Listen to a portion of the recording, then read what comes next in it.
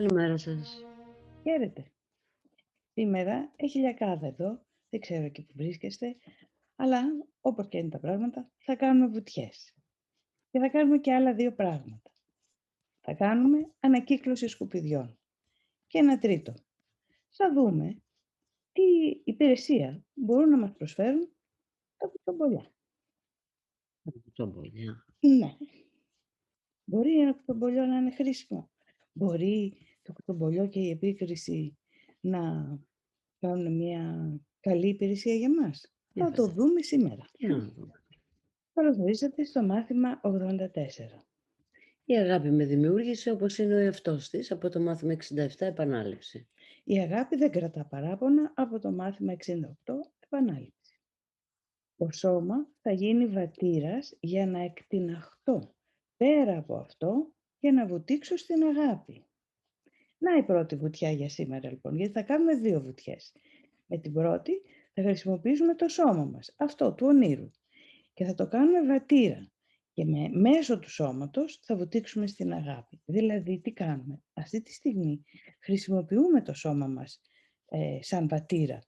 Γιατί στόμα, αυτιά, μάτια χρησιμοποιούμε αυτή τη στιγμή για έναν εγκέφαλο που νομίζουμε ότι αυτό σκέφτεται, αν και σκέφτεται ο νους, εν πάση περιπτώσει.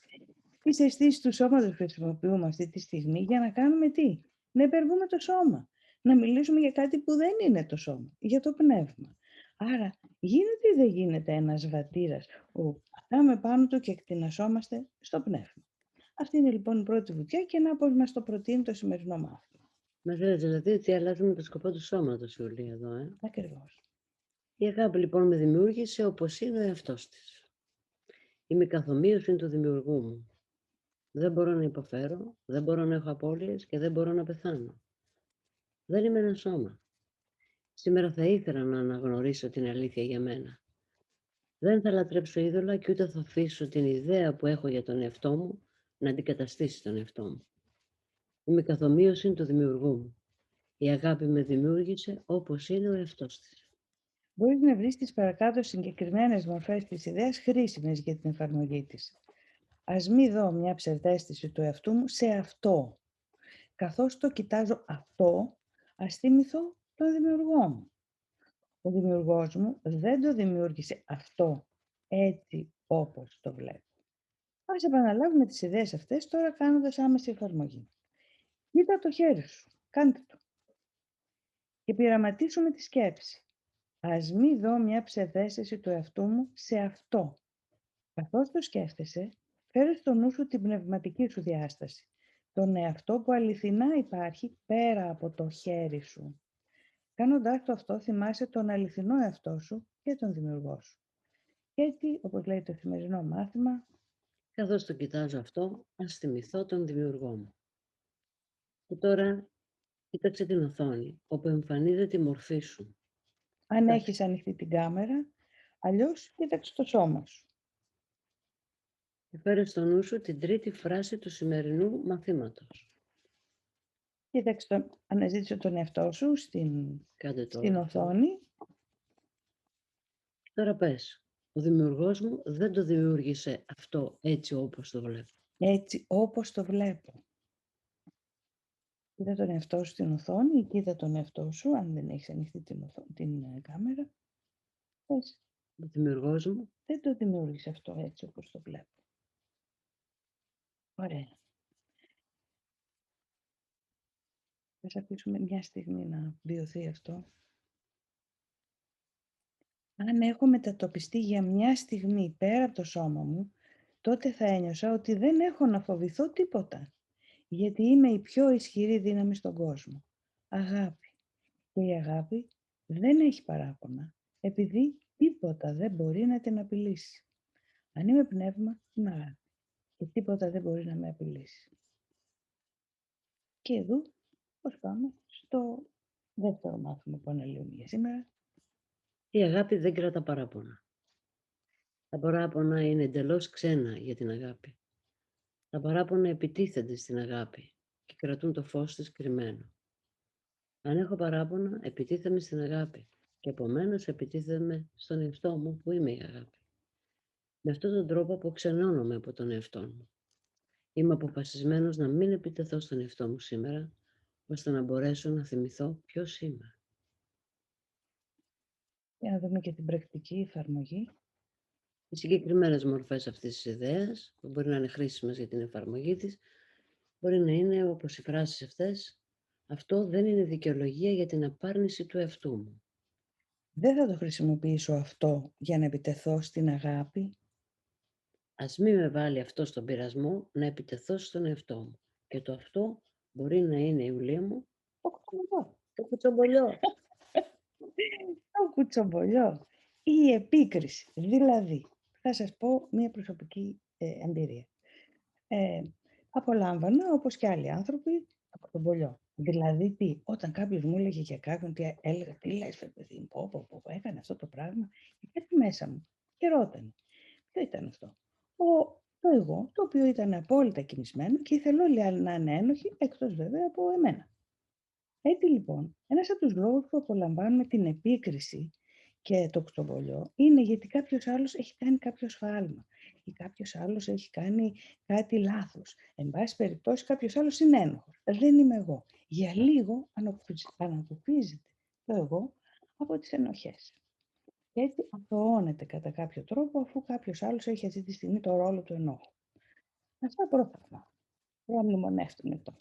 Μετά ήρθαν τα θαύματα στη ζωή μου. Πώς λένε, ήρθε ο έρωτας μετά.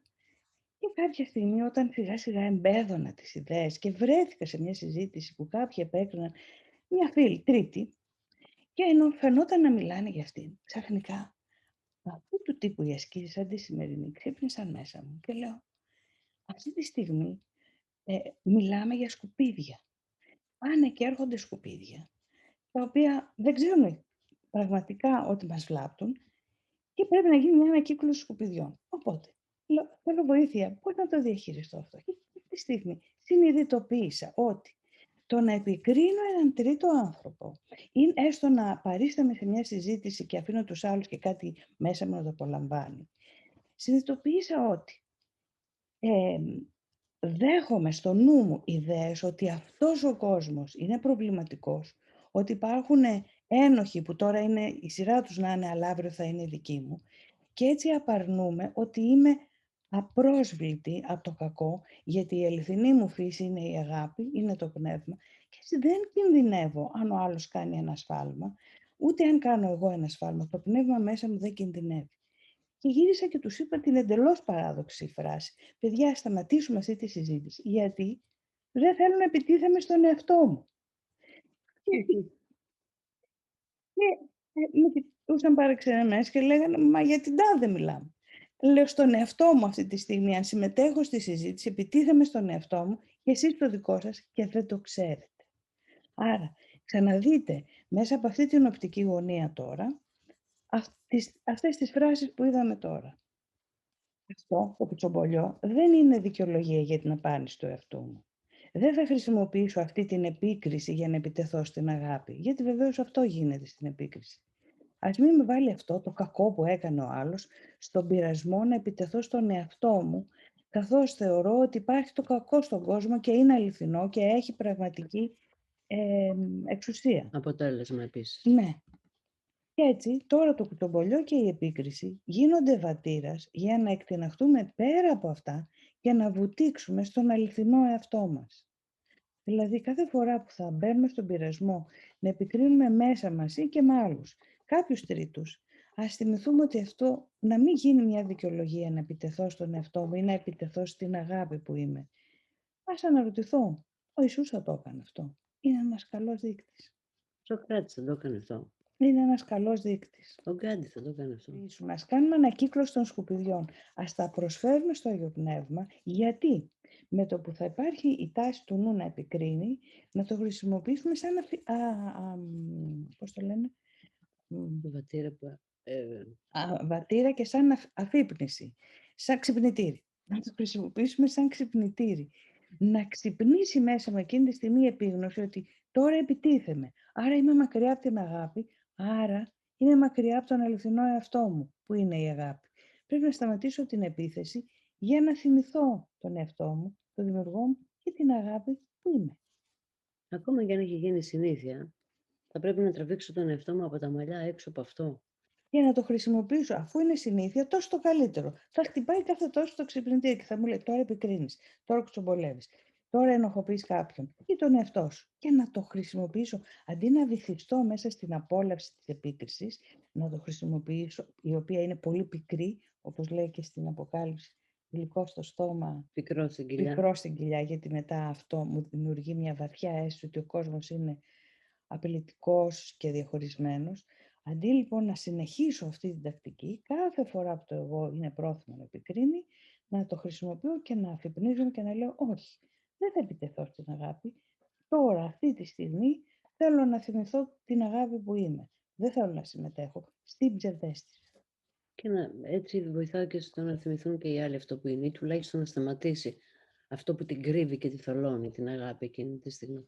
Άρα, Ιουλία μου, μας λες να αλλάξουμε το σκοπό των συνηθιών που έχουμε και μάλιστα συνηθιών επίθεσης. Ναι, Ναι. έτσι. Μας το λέει εδώ και ο Μιχαήλ. Το ένιωσε αυτό εδώ και καιρό με την κρίνια για τα πολιτικά στα social media. Ναι, η γκρίνια και όλη αυτή η μουρμούρα στην πραγματικότητα είναι απόπειρα να φταίει άλλος, να αθωωθώ εγώ, αλλά δεν αθωώνομαι πραγματικά. Γιατί η πραγματική αθώωση είναι μέσα στην αγάπη. Αν δεν θυμηθώ την αγάπη, έχω ξεχάσει και την αθώωση και όλα. Μίμηση αθώωσης είναι. Ναι.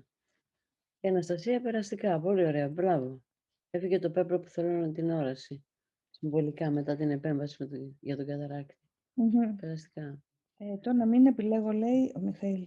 Το να μην εμπλακώ στην επίκριση δεν σημαίνει να μην επιλέξω ό,τι θεωρώ καλύτερο για μένα και τους άλλους ανθρώπους. Παραδείγματος χάρη να ψηφίσω τον πολιτικό που θεωρώ καλύτερο. Ναι. Το να μην εμπλακώ σημαίνει ότι θα επιλέξω καλύτερα.